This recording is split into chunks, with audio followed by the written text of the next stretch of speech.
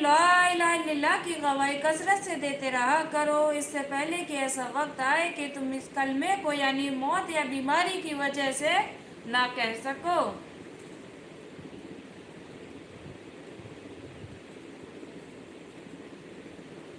हज़रत उस्मान रज़ी अल्लाह ताला अन्हु से रिवायत है कि आप सल्लल्लाहु अलैहि वसल्लम ने इरशाद फरमाया, जिस शख्स की मौत इस हाल में आए कि वह यकीन के साथ जानता हो कि अल्लाह ताला के सिवा कोई माबूद नहीं, वह जन्नत में दाखिल होगा।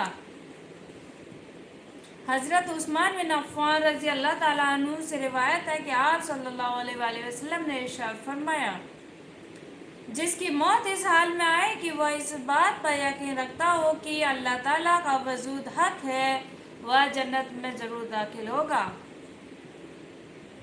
हज़रत अली रज़ी अल्लाह ताला अन्हु से रिवायत है कि नबी करीम सल्लल्लाहु अलैहि वसल्लम का इरशाद नकल किया गया है कि अल्लाह ताला फरमाते हैं, मैं ही अल्लाह हूँ, मेरे सिवा कोई माबूद नहीं। जिसने मेरी तौहीद का इकरार किया वह मेरे किले में दाखिल हो गया, और जो मेरे किले में दाखिल हो गया वह मेरे अजाब कब्र से महफूज हो गया।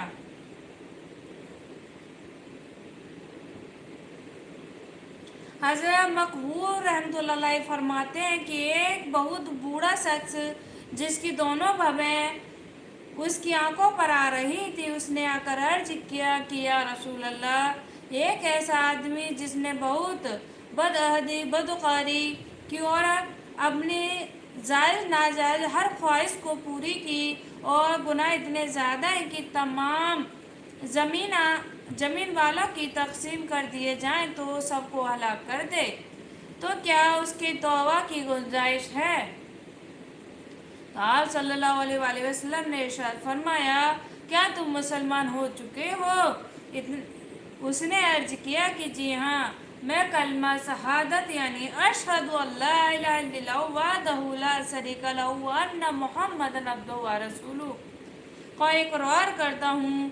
तो आप सल्लल्लाहु अलैहि वसल्लम ने फरमाया, जब तक तुम इस कलमे के इकरार पर रहोगे अल्लाह ताला तुम्हारे तमाम बदअहदियाँ और बदकारियाँ माफ़ फरमाते रहेंगे और तुम्हारी बुराइयों को नेकियों से बदलते रहेंगे।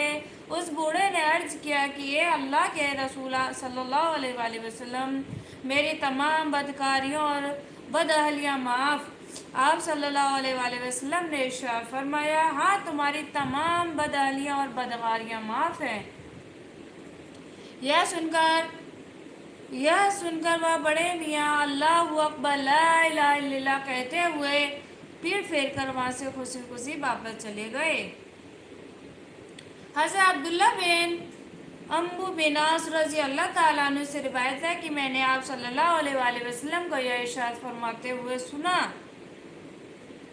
क़यामत के दिन अल्लाह ताला मेरी उम्मत में से एक शख्स को मुंतखब फरमा कर सारी मखलूक को रूबरू बुलाएंगे और इसके सामने अमाल के 99 दफ्तर खोले जाएंगे। हर दफ्तर हद निगाह तक फैला हुआ होगा, यानी जहाँ तक उसकी निगाह जाए वहाँ तक फैला हुआ होगा। इसके बाद उससे सवाल किया जाएगा कि इन अमल-नामों में से तू किस चीज़ का इनकार करता है? क्या मेरे उन फरिश्तों ने जो अमल लिखने पर तैनात थे तुझ पर जुल्म किया है कि कोई गुनाह बगैर किए हुए लिख दिया हो या करने से ज़्यादा लिख दिया हो? वह अर्ज करेगा कि नहीं, ना इनकार की गुंजाइश है, नहीं फरिश्तों ने जुल्म किया है। फिर इरशाद होगा, तेरे पास इन बदअमालियों का कोई उज़्र है? वह कहेगा, कोई उज़्र भी नहीं। इरशाद होगा कि अच्छा, तेरी एक नेकी हमारे पास है, आज तुझ पर कोई जुल्म नहीं होगा। फिर कागज़ का एक पुर्जा निकाला जाएगा जिसमें अशहदु अल्ला इलाहा इल्लल्लाहु व अशहदु अन्ना मुहम्मदन अब्दुहु व रसूलुहु लिखा हुआ होगा।